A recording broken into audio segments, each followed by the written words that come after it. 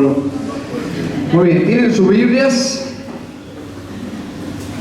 Ya sea de hojas o digital, necesitan tener sus Biblias y busquen por favor el libro de Cantar de los Cantares. ¿Quién escribió el libro de Cantar de los Cantares? ¿Cómo?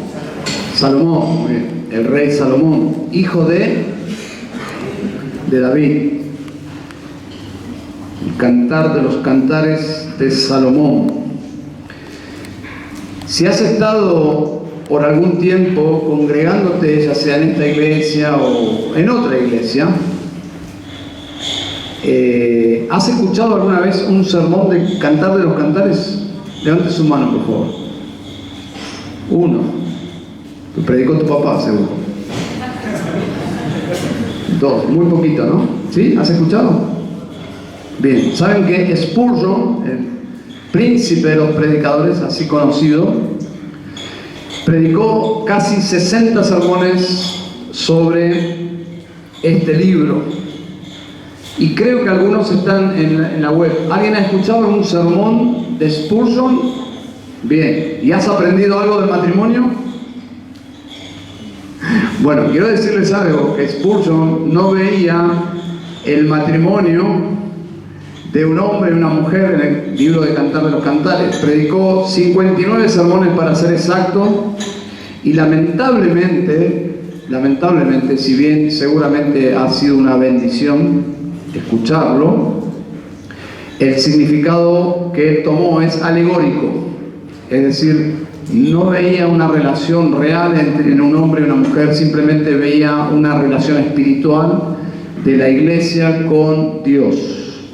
Bueno, es una forma de ver este libro, viendo solamente el amor de Dios, que es inmenso por su pueblo. Y mi intención hoy es explicar y aplicar, hasta donde se puede, este libro, un tema muy relevante en esta etapa de sus vidas. ¿Está bien? Hace unos años, un famoso pastor, quizás no tan conocido aquí en Argentina, pero muy conocido, un pastor que tenía mucha llegada a la juventud. Él pertenecía a una iglesia de esas modernosas, pero llamativamente con una predicación reformada, bíblica, expositiva, evangélica, excelente en un sentido, con algunas otras debilidades, pero este pastor quizás derrapó, diría yo, cuando tomó el libro de Cantar de los Cantares, que parecía que iba bien encaminado porque interpretó correctamente que este libro, el Cantar de los Cantares, es un libro que habla del matrimonio, pero se fue al extremo de ser demasiado explícito y hasta vulgar. Y fue un escándalo. Porque predicó este libro que, si bien habla con un estilo muy poético y muy moralmente elevado, sí habla de relaciones sexuales y es un libro que habla justamente del matrimonio.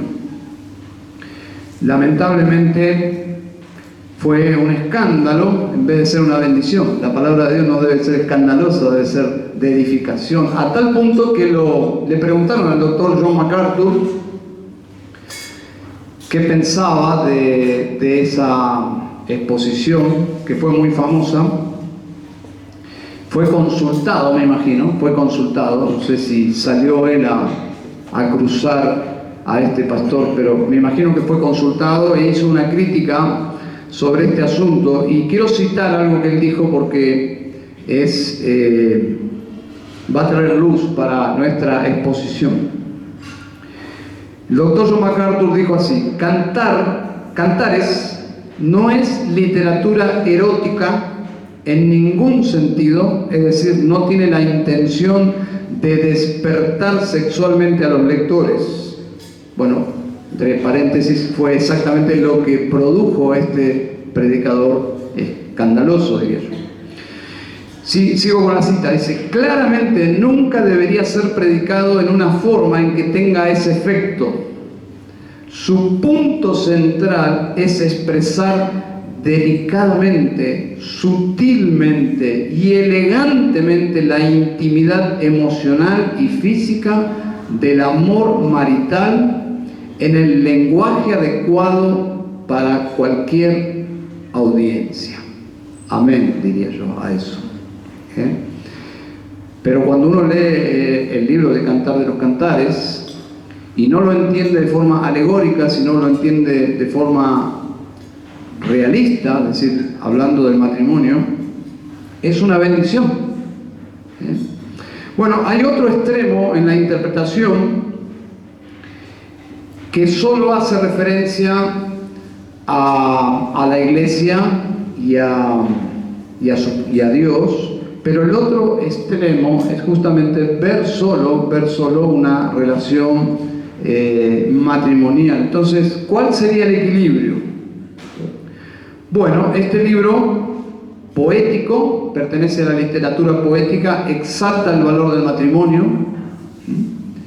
coloca el matrimonio en el lugar que Dios quiere que lo veamos, la unidad e intimidad del sexo dentro del mismo, es decir, ilustra la relación, la belleza de la relación sexual en el contexto del matrimonio, la intimidad emocional y la felicidad de un buen matrimonio.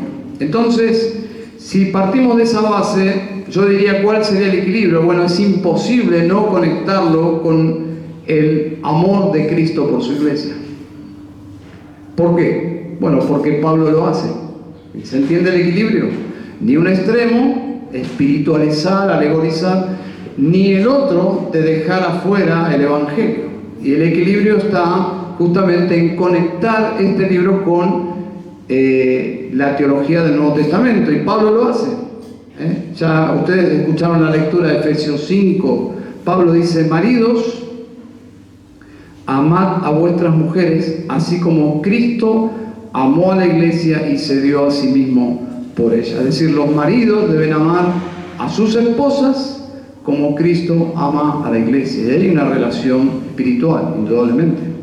Ese es el amor de Cristo por su iglesia. Entonces, como vemos aquí, Pablo utiliza el ejemplo de Cristo para un mandato muy práctico: que los maridos amen a sus esposas. Entonces hay una conexión con el amor de Dios por su pueblo en el matrimonio.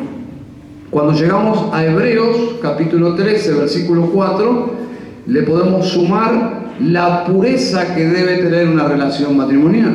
Dice el escritor de Hebreos capítulo 13, versículo 4: sea el matrimonio, y yo podría colocar ahí entre paréntesis el matrimonio cristiano, sea el matrimonio honroso en todos, y el lecho matrimonial sin mancilla.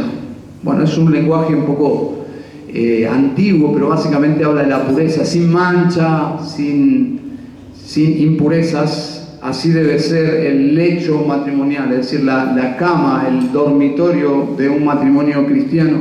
Y luego agrega: porque a los inmorales y a los adúlteros los juzgará Dios. ¿Se entiende? Entonces, el libro Cantar de los Cantares exalta profundamente la intimidad emocional, la intimidad relacional dentro del matrimonio, la intimidad sexual en el matrimonio. Fuera del matrimonio, eso mismo se convierte en un problema con Dios, al punto que aquí hay una advertencia severa: para los inmorales y los adúlteros los juzgará Dios. ¿Qué significa? Los inmorales, está hablando de aquellas personas solteras que tienen relaciones sexuales, y los adúlteros son aquellos que tienen relaciones sexuales fuera del matrimonio, es decir, no con su cónyuge.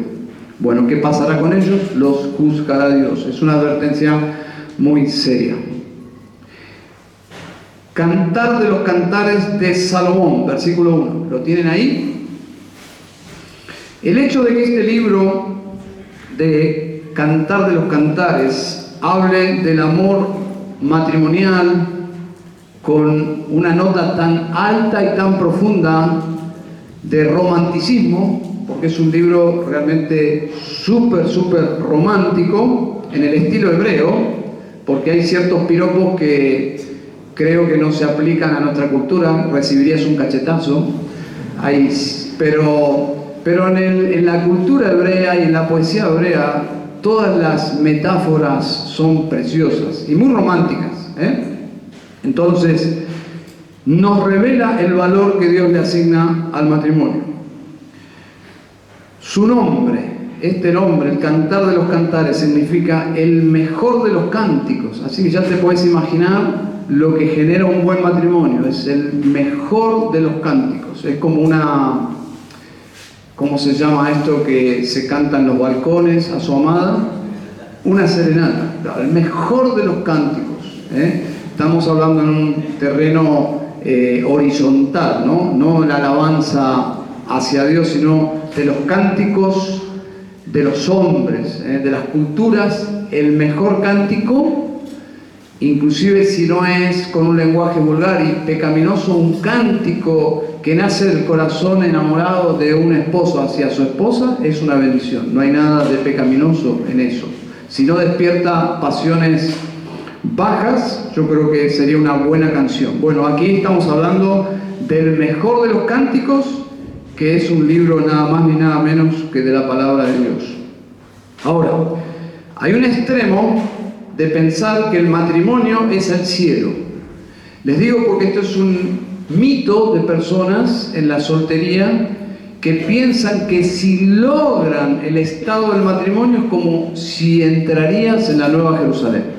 Es decir, allí todo será felicidad. Bueno, ese es un mito, no es real, porque el matrimonio tiene sus desafíos, ¿eh? Hay casados aquí que pueden dar testimonio de eso. ¿Amén? Tampoco tanto amén, porque... pero sí, tiene sus desafíos. Pero la realidad es que un buen matrimonio es un pequeño adelanto del cielo. Es un pequeño adelanto del cielo. Un buen matrimonio. Demos vuelta a la hoja. Un mal matrimonio es lo más cercano al infierno.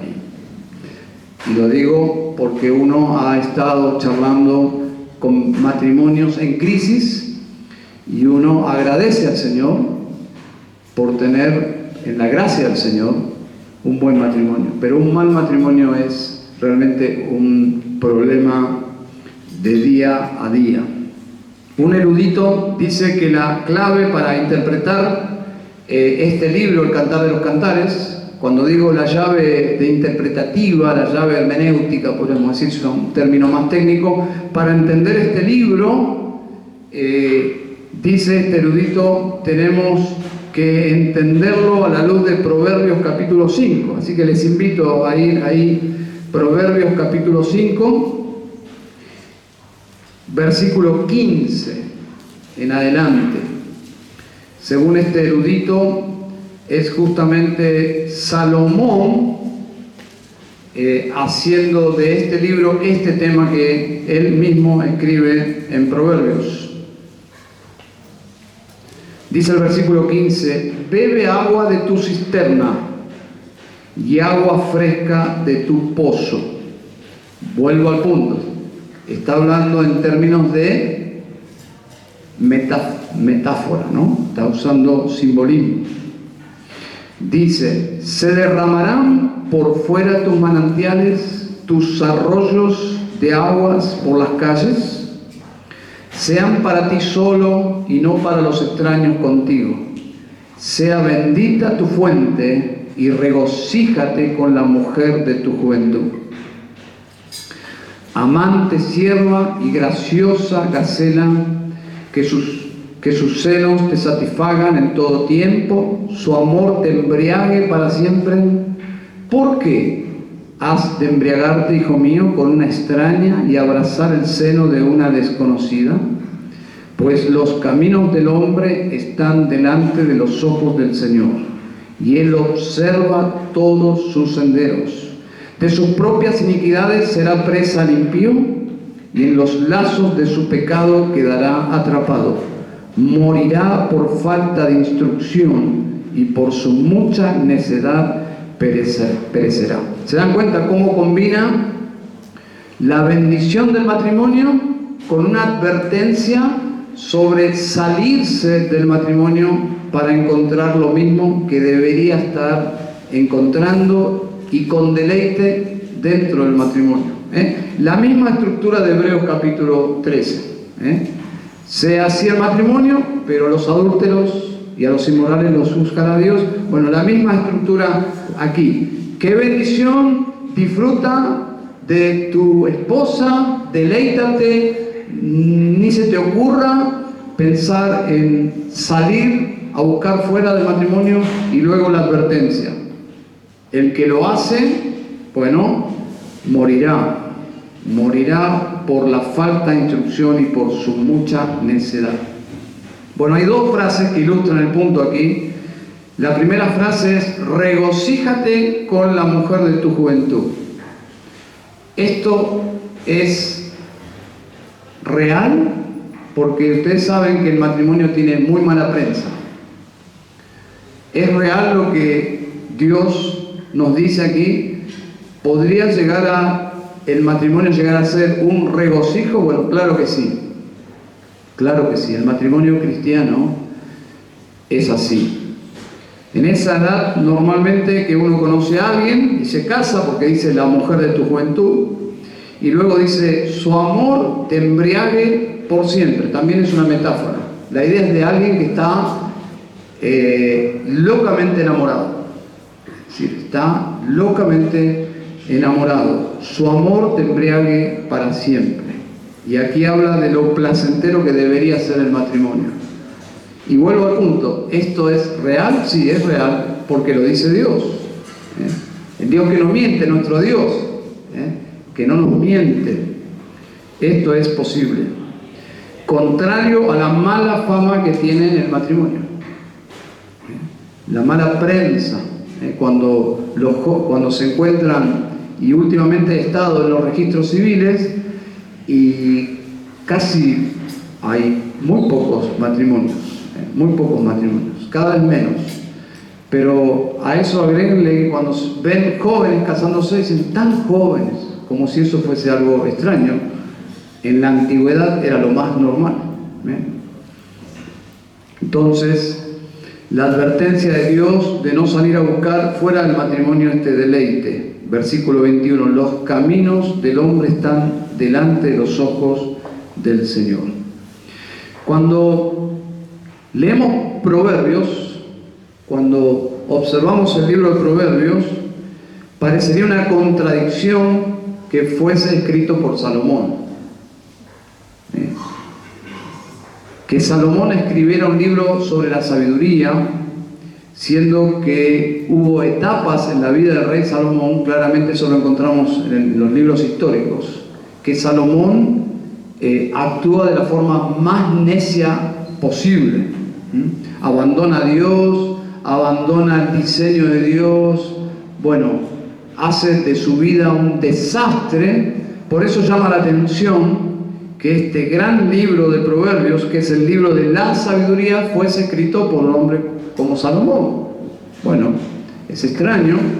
También cuando llegamos a Eclesiastés, que la mayoría de los eruditos se lo atribuyen a Salomón, nos pasa lo mismo, el mismo cuestionamiento. Es un libro que habla del temor de Dios, y cuando pensamos en Salomón, porque somos así, es imposible no pensar mal, decimos: ¿cómo Salomón pudo haber escrito esto cuando él mismo incurrió en contra de su consejo? Cuando él dice que temas a Dios, que temas a Dios sobre todas las cosas. Cuando él mismo apostató en una etapa de su vida. Y ahora podemos pensar en Salomón hablando del matrimonio, que parecería ser el colmo de los colmos, ¿no? ¿Alguien sabe cuántas esposas tuvo Salomón? ¿Cuántas? 300 esposas. ¿Más cuántas concubinas? 700 concubinas. Entonces Salomón, hablando de el matrimonio, es como que a mí, no sé, les quiero abrir mi corazón, me genera una incomodidad, pero yo digo, tiene que haber algo, alguna explicación. Bueno, Dios es soberano y usa instrumentos según su voluntad.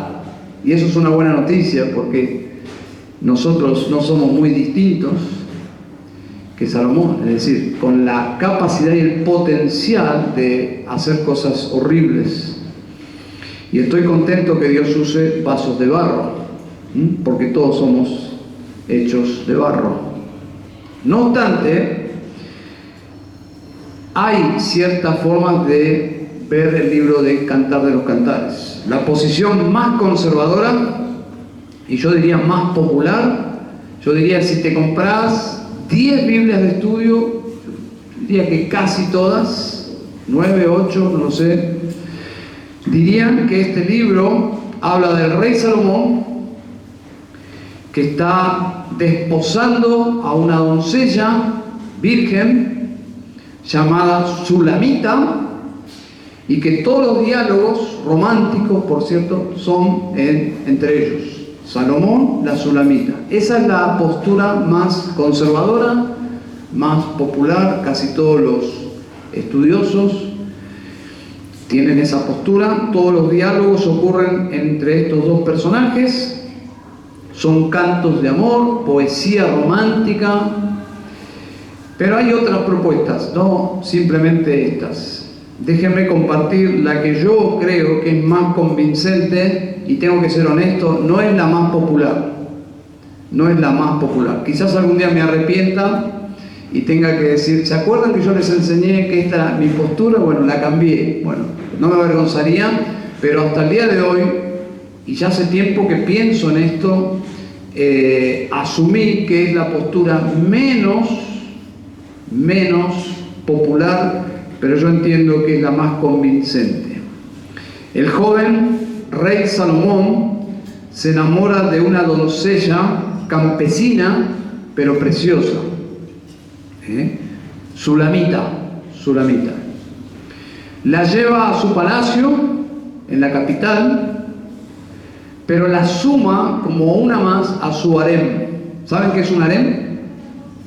Es un lugar donde todas las esposas de estos hombres poderosos y concubinas viven.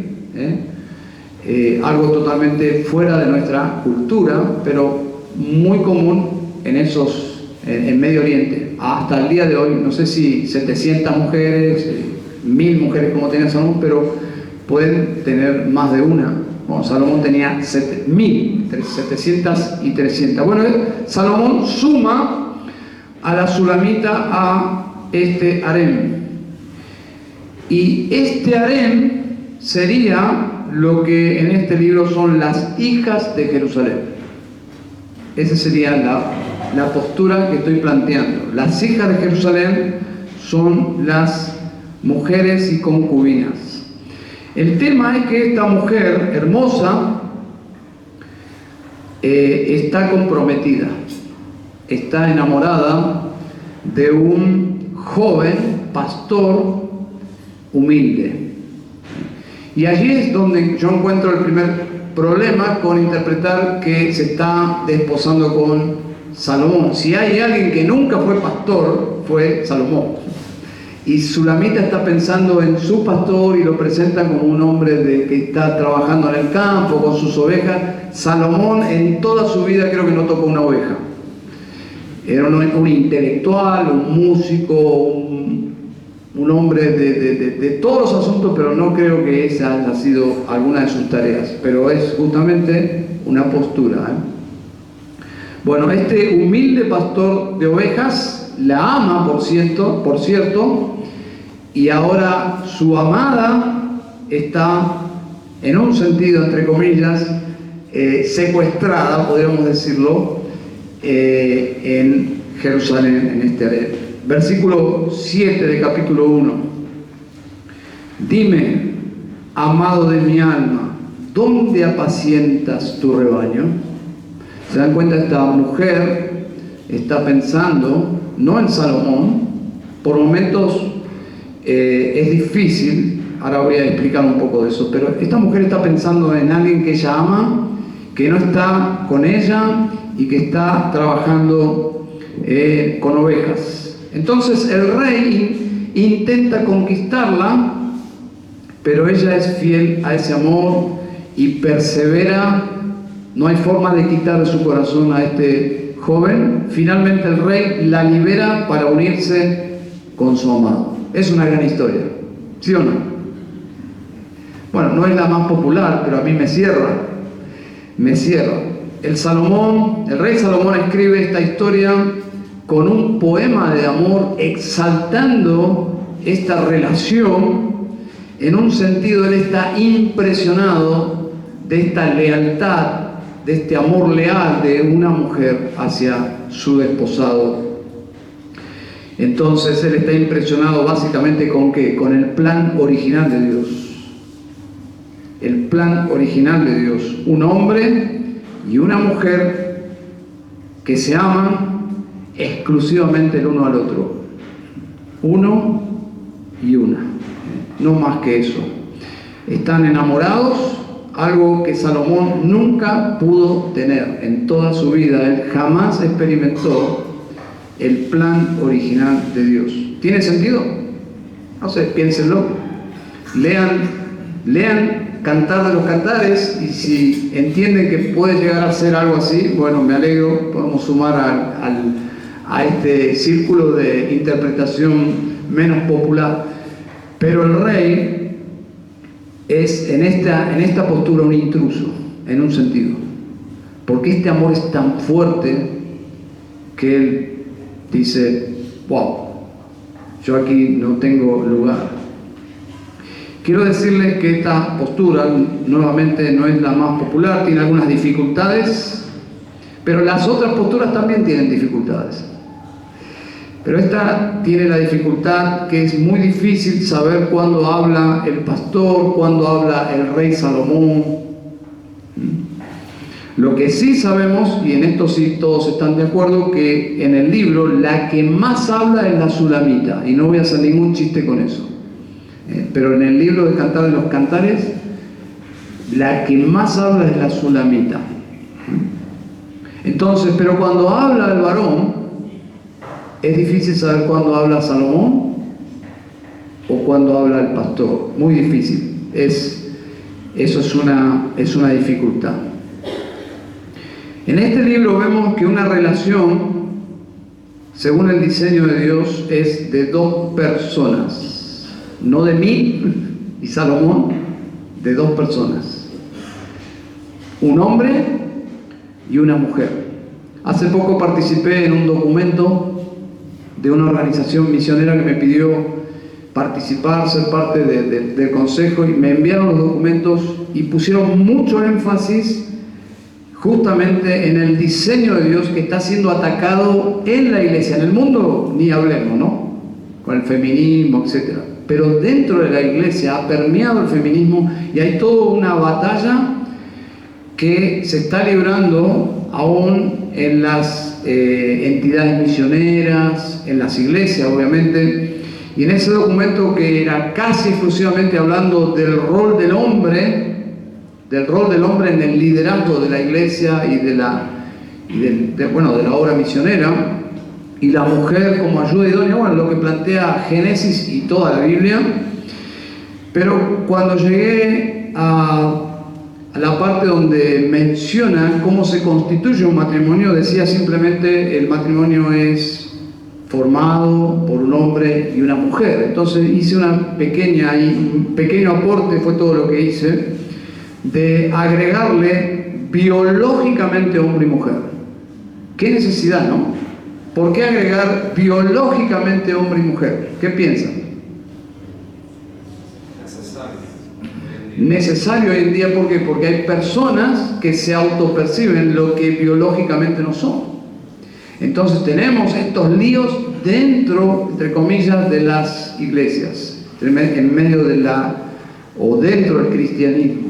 Entonces tenemos que decir que el matrimonio es formado por un hombre y una mujer, no que se autoperciben así, sino que son biológicamente un hombre y una mujer. Increíble que estemos teniendo que hacer estas afirmaciones o añadiduras, increíble, pero bueno, esos son los tiempos en los que vivimos. Por lo tanto, es una relación de un hombre, biológicamente hombre, una mujer, biológicamente mujer, no 3 ni 4, 2, y es una relación de pacto. Por lo tanto, antes de entrar, tenemos que estar muy convencidos de qué se trata este pacto. ¿Algunos de ustedes entrarían en una sociedad donde hay documentos que respetar sin haberlos leído antes? ¿Invertirías tus ahorros, que me imagino que son muchísimos, en una sociedad comercial y prestarle poca atención a la reglamentación de esa sociedad? No, nadie lo haría. Bueno, el matrimonio es entre comillas, es un pacto en el cual no estás invirtiendo tu dinero, estás invirtiendo tu vida entera.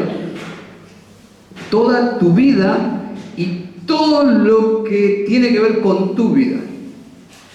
¿Se dan cuenta por qué es tan importante entender que el matrimonio es tan serio?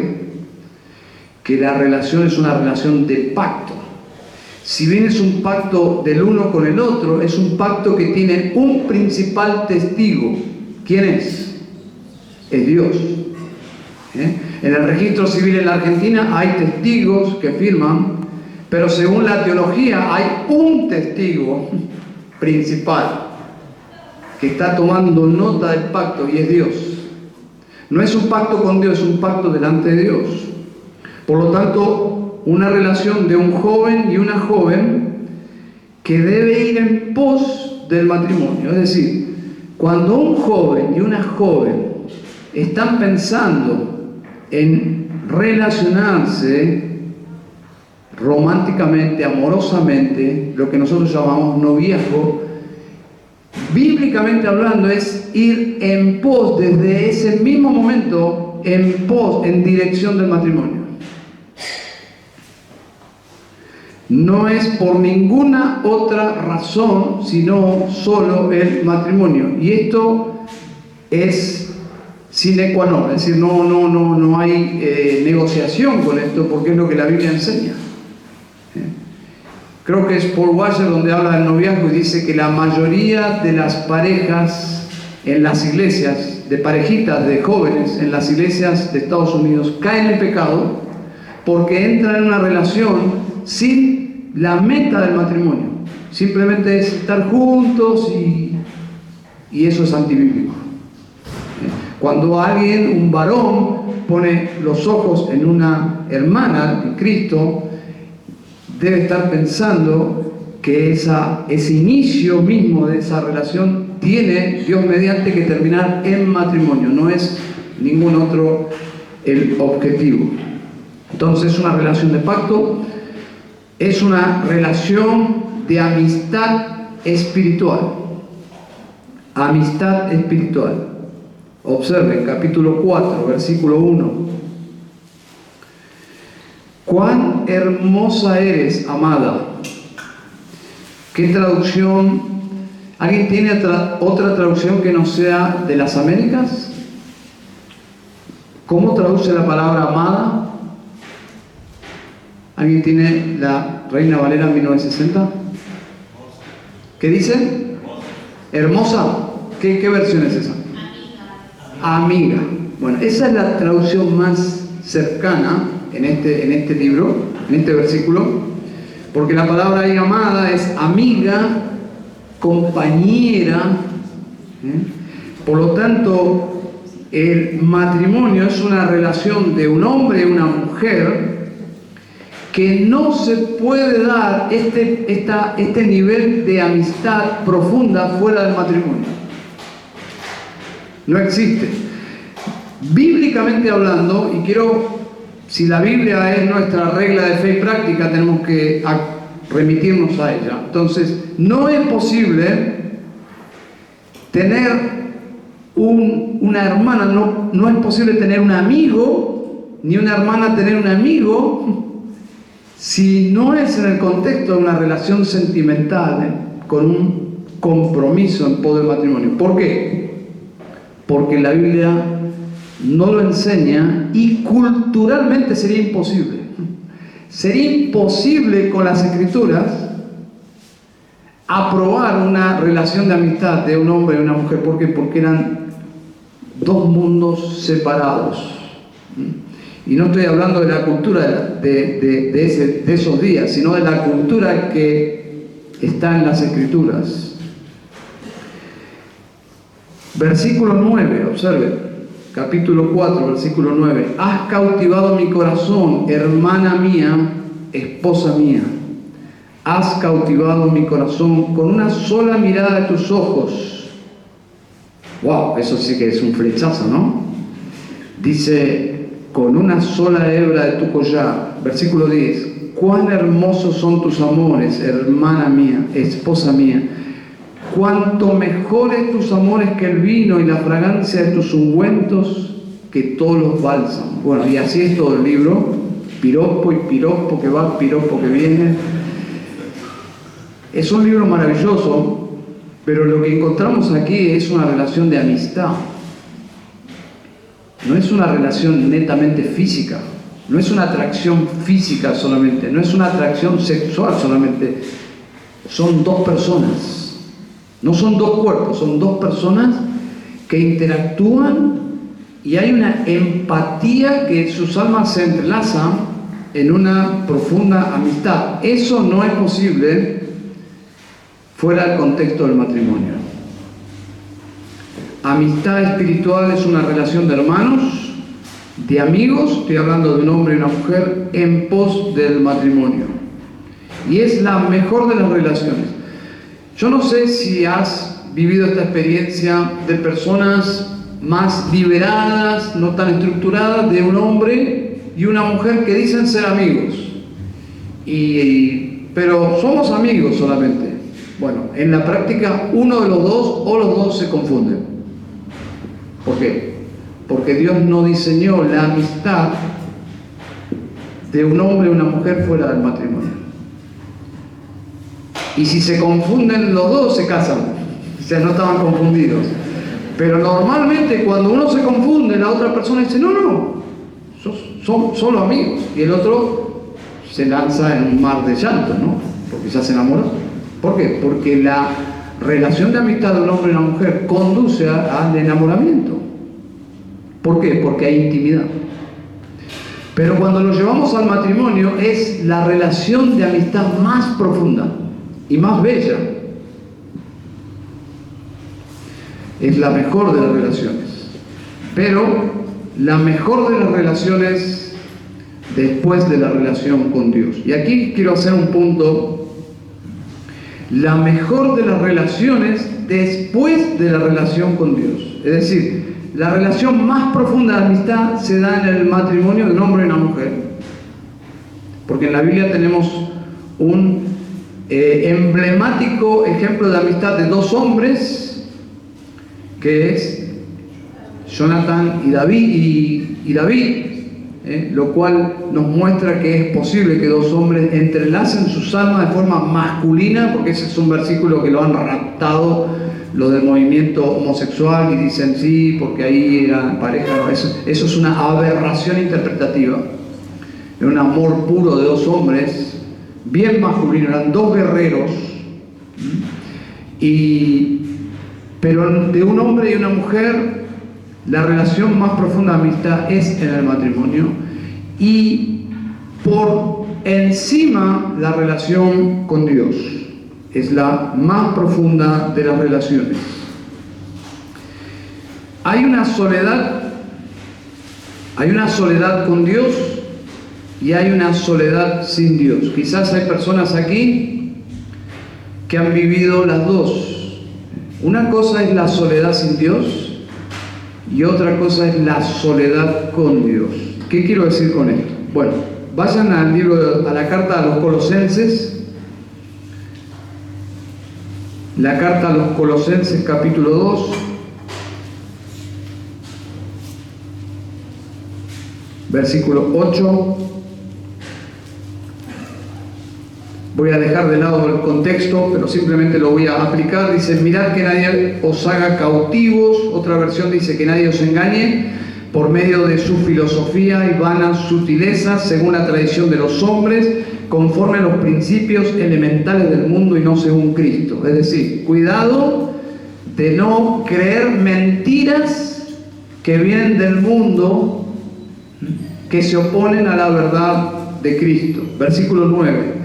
Porque toda la plenitud de la deidad reside corporalmente en Él, es decir, en Cristo, y os habéis sido hechos completos en Él. El contexto básicamente es que había una tentación que involucraba a los creyentes, es que ellos para ser completos en esta vida necesitaban de algo más que Cristo. Es decir, Cristo no era suficiente, necesitaban algo más que Cristo. Y Pablo cruza esta mala enseñanza y dice, no, un momento, ustedes si tienen a Cristo están completamente completos. Y esto se aplica a la vida misma. A la vida misma, es decir, ya sea el soltero, la soltera, el casado, el divorciado, el viudo, si estamos en Cristo, estamos bien, estamos completos. Ahora, la soledad, estando en Cristo, es diferente. Porque yo puedo estar sintiendo la soledad en el sentido horizontal, quisiera estar casado, quisiera estar casada, me encantaría, pero tengo a Cristo y estoy completo. Otro asunto es estar disociado de Dios, es decir, no tener comunión con Dios, no estar en Cristo y sentirse solo. Esa es una carga realmente pesada. Y muchas personas que se sienten solas interpretan mal el sentido de soledad del alma y van en busca de una pareja, pero lo que realmente, y este es un concepto que San Agustín de alguna forma lo razonó mejor y más profundamente que yo, pero lo que las personas buscan encontrar en otras personas es lo que realmente deberían buscar solo en Dios.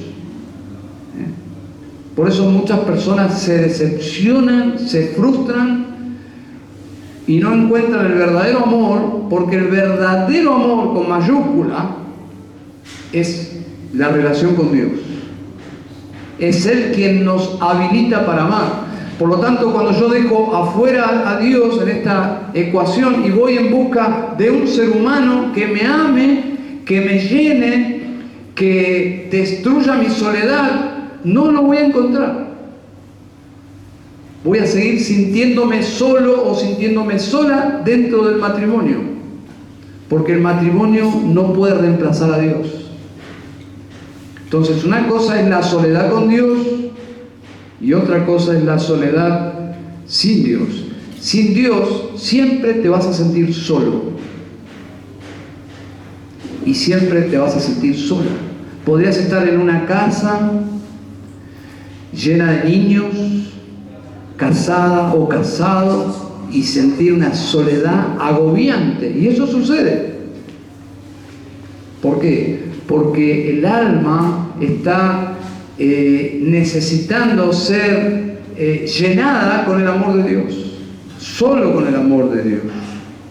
Entonces, dice 2 de Timoteo 4, versículo 16, observen cómo el creyente nunca está realmente solo.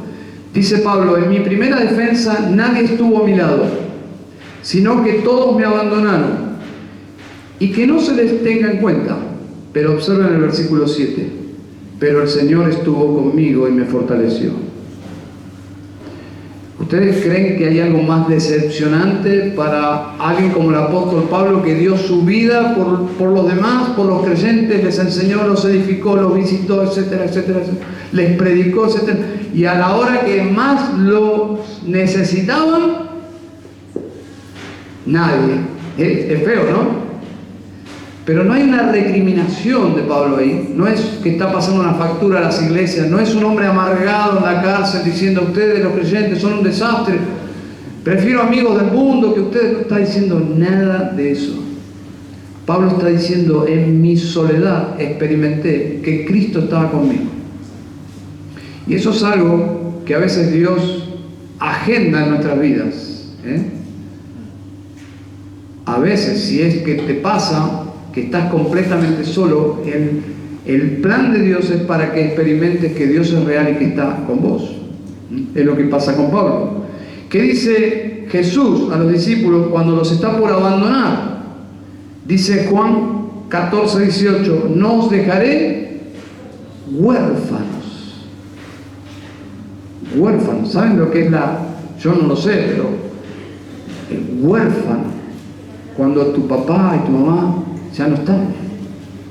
Dice Jesús, nunca van a tener que experimentar esto, porque yo me voy, pero no los dejaré huérfanos. Es decir, nunca estarán solos. Y está hablando de la venida del Espíritu de Dios. Por lo tanto, les daré un ejemplo, y ya voy a ir terminando. Lucas capítulo 2, pueden acompañarme allí. No es alguien muy popular como el apóstol Pablo, que estuvo solo, pero no estaba solo. Quizás hay un caso aquí, seguramente puede pasar. Estar solo, pero no estar solo. Yo me casé a los 24 años, pero yo me convertí a los 18, por lo tanto fueron los 6 años más solitarios de mi vida, porque yo me quería casar. Bueno, finalmente Dios me lo concedió. Pero no es lo mismo estar solo con Dios que estar solo sin Dios. Vimos el ejemplo de Pablo, solo pero no solo. Bueno, aquí encontramos a alguien sola pero no sola.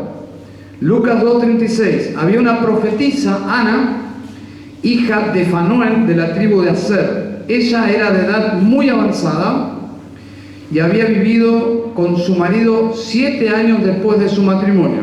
Observen esto, luna de miel, primer año, segundo, tercero, cuarto, séptimo año, aniversario 7, no sé qué boda es esa, boda de qué será, de cartón, debe ser, o algo así, de plástico, no sé, y se muere y queda viuda. Observen, versículo 37, y después de viuda hasta los 84 años, es decir, que estuvo muchos años viuda, nunca se alejaba del templo, sirviendo noche y día con ayunos y oraciones. Y llegando ella, en ese preciso momento daba gracias a Dios y hablaba de él a todos los que esperaban la redención de Jerusalén. ¿A quién? ¿En quién enfocó su vida esta mujer viuda? Sola. En la venida de Cristo. En Cristo. Y Dios le concedió. Dios le concedió ver al niño Jesús ahí en el templo. Sola, pero no sola. Saben, hay decisiones que son sustentadas en las promesas y en la fortaleza de su presencia. Cuando una persona está viviendo esa soledad que no desea, pero que tampoco se logra revertir, debe sustentar esa soledad con las promesas de Dios. ¿Qué son las promesas de Dios? Dios está conmigo. Yo estoy con Cristo. Dios es real. Dios es real. No es autoayuda, hermano. No es levantarse a la mañana y decir, no estoy solo, no estoy solo, no estoy sola, no estoy sola. No es autoayuda.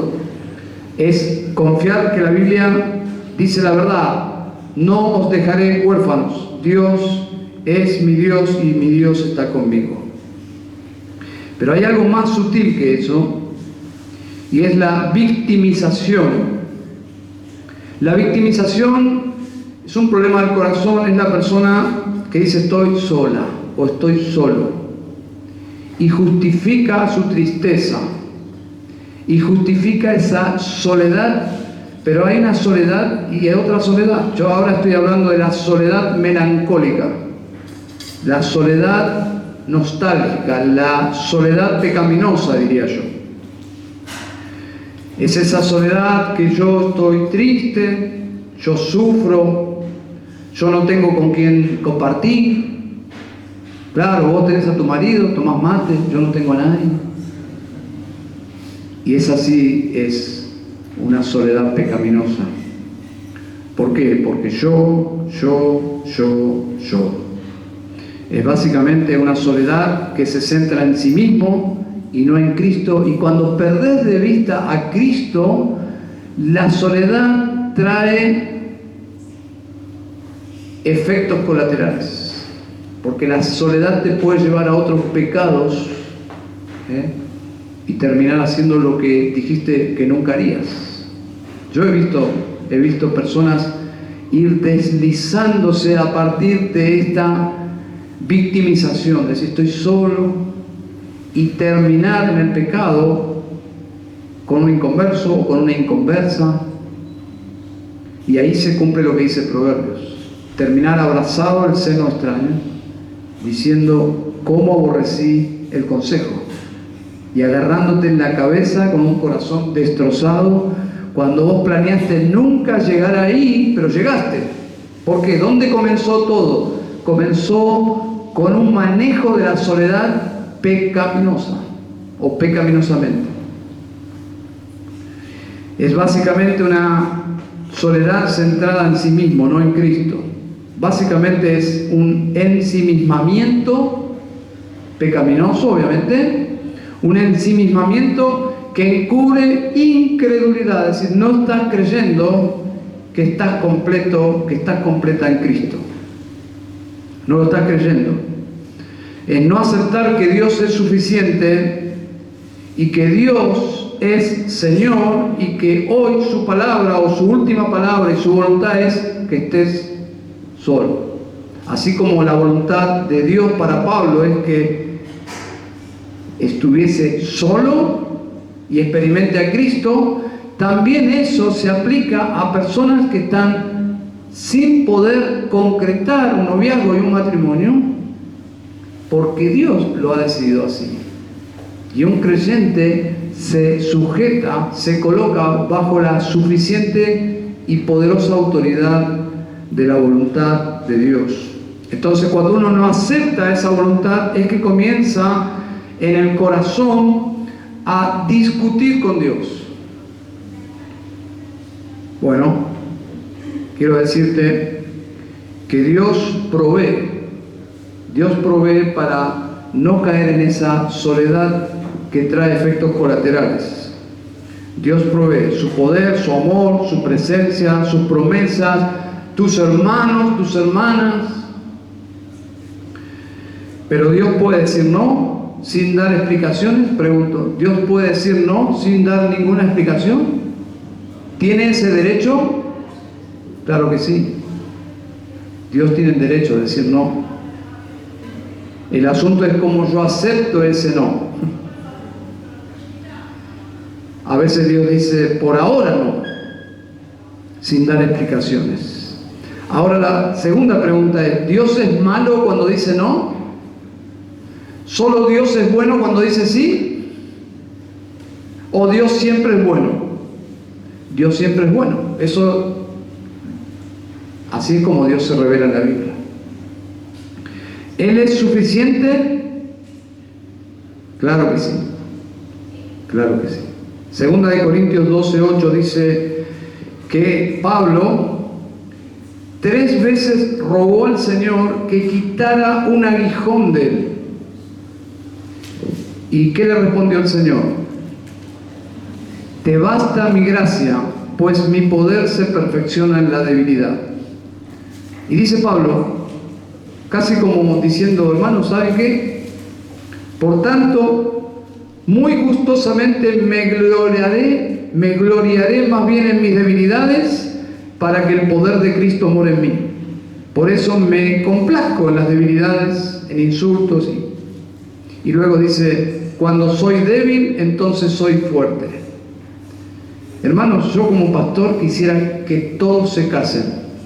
Me encanta ver cuando las personas se casan. Quisiera que todos se casen. Es mi lógica, porque yo entiendo que el matrimonio es una bendición. Es mi lógica. Bueno, Dios no piensa igual. Si no, todos estarían casados. Su voluntad a veces se esconde en misterio. Eso todos estamos de acuerdo, ¿no? Nunca manda sin misterio. Sin misterio nunca manda, porque Dios es bueno. Pero en este caso de Pablo, piensen conmigo, lógicamente, ¿qué sería más efectivo en la vida del apóstol Pablo? ¿Un Pablo enfermo o un Pablo sano? Por lógica, piensen. Pablo sano. Bueno, ¿se dan cuenta cómo nuestra lógica no aplica a la voluntad de Dios? Para Dios, un Pablo enfermo, que no sabemos qué es ese aguijón, hacía que el poder de Dios sea más efectivo y Pablo sea más efectivo en el ministerio. No aplica. Mi lógica, yo diría, ¿por qué tener un apóstol tan dinámico y de tanto impacto enfermo? Es como tener una Ferrari que solo puedes poner primera y segunda. Pero Dios dice, no. Esta Ferrari anda mejor en primera y segunda que en sexta. No sé cuántos cambios tiene una Ferrari. Vos que tenés una Ferrari, ¿cuántos cambios tienes? Todos miran para atrás. Pero se dan cuenta, un Pablo débil es más efectivo que un Pablo sano. No lo entiendo yo. Pero yo lo que estoy seguro que esto aplica a la soledad. Una persona sola, satisfecha en Dios, que espera en Dios, si su plan es casarse, o desearía casarse, en esa transición es como Dios quiere usarte. Es como Dios quiere usar tu vida. Y probablemente, quizá, no sé, estoy pensando, el desafío más grande en este tiempo, donde hay horizontalmente un vacío, una soledad, es aprender a ser satisfecho en Dios. Porque si no aprendemos a tener una vida deleitosa en Dios, estando solteros, tampoco va a suceder casados. Es un mito, es un engaño. Bueno, Cantar de los Cantares es una gran historia de amor, sin dudas. Sin dudas era el uno para el otro, pero el Evangelio es la más grande historia de amor. ¿Por qué? Porque es un amor imposible que se logró. Si había una relación imposible, era que Cristo se fijara en nosotros, ¿sí o no? Bueno, Cristo se fijó en nosotros. Eso es maravilloso. Que Cristo haya querido entrar en una relación de tanta intimidad y de tanta trascendencia, porque es por la eternidad, con una esposa tan fea, por lo menos en el presente, como es la iglesia, pero que Él finalmente la compra del mercado de esclavos y la embellece con el sacrificio de sí mismo, y la santifica y la envuelve en su amor. Eso es maravilloso. Ya ningún creyente está solo, porque estamos completos en Cristo. Quiero terminar en 1 Corintios 7, si me acompañan allí, porque todo esto está de alguna forma argumentado por Pablo, no es simplemente un pensamiento mío, que estoy intentando ahí ver en Eclesiastés lo que no es, en Cantar de los Cantares lo que no está, pero quiero que lo vean ahora en el Nuevo Testamento. 1 Corintios 7, 26 dice: creo pues que esto es bueno en vista de la presente aflicción, es decir, que es bueno que el hombre se quede como está. Parecería ser que Pablo era antimatrimonio, ¿no? No, bueno, tiene todo un contexto. Versículo 27. ¿Estás unido a una mujer? Es decir, ¿estás casado? No procures separarte. ¿Estás libre de mujer? No busques mujer. Pero si te casas, no has pecado. Y si una doncella se casa, no ha pecado. Sin embargo, ellos tendrán problemas en esta vida y yo os lo quiero evitar. ¿Se dan cuenta? Pablo aquí es realista. En cuanto si alguien está pensando que casarse es el cielo, Pablo te baja a la tierra y te dice: hay problemas. Versículo 32. Mas quiero que estéis libres de preocupación. No es una preocupación pecaminosa, habla más de algo que tenés que atender, que es la familia. El soltero se preocupa por las cosas del Señor, cómo puede agradar al Señor. Eso es todo. Chao. Estás soltero, estás soltera, tu meta es cómo agradar al Señor. Versículo 33. Pero el casado se preocupa por las cosas del mundo, de cómo agradar a su mujer. 34. Y sus intereses están divididos. Y la mujer que no está casada y la doncella se preocupan por las cosas del Señor, para ser santas tanto en cuerpo como en espíritu. Pero la casada se preocupa por las cosas del mundo, de cómo agradar a su marido. Y esto digo para vuestro propio beneficio, no para poneros restricción, sino para promover lo que es honesto y para asegurar vuestra constante devoción al Señor. 39.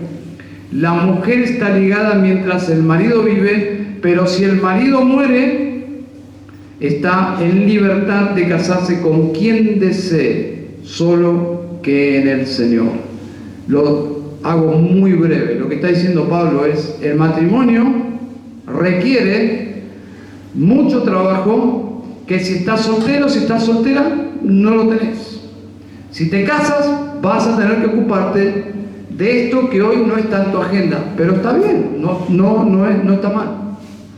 Pero yo te quiero evitar, eso está casi como aconsejándote, pero finalmente dice, bueno, pero si está el caso de alguien que enviuda, observen, estás en libertad de casarte con quién.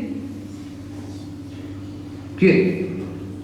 ¿Se dan cuenta? No es todo muy complejo.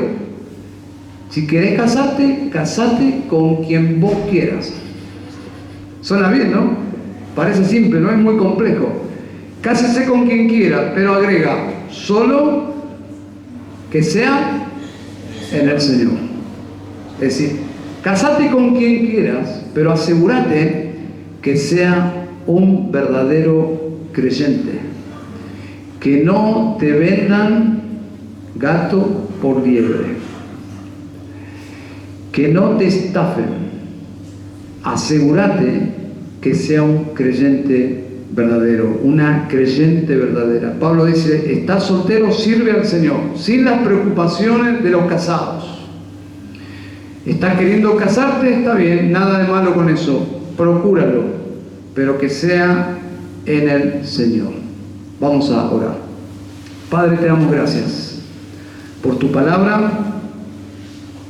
Ayúdanos, Señor, a que tú seas todo para nosotros. Que todo lo que tú añadas sea gracia extra, Señor. Pero que realmente podamos vivir entendiendo que estamos completamente completos en Cristo.